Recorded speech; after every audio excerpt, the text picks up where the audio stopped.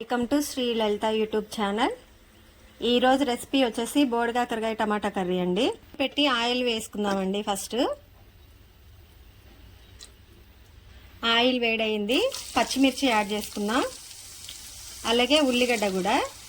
ఈ లోపల వెల్లిపాయ కారం ప్రిపేర్ చేసుకుందామండి. 2 స్పూన్ల కారం అండి, 10 వెల్లిపాయ రెబ్బలు మంచిగా దంచుకుందాం. ఉల్లిగడ్డ పచ్చిమిర్చి వేగాయి కదండి, పసుపు యాడ్ చేసుకుందాం. బోడకాకరకాయలు వేసుకుందామండి. మూత పెట్టి సిమ్లోనే ఒక 5 నిమిషాలు కుక్ చేసుకుందాం.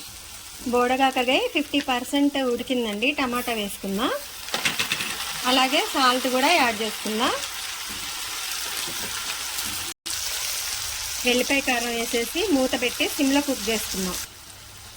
టేస్టీ బోడకాకరకాయ కర్రీ రెడీ అండి. Thanks for watching. Please do like, share and subscribe.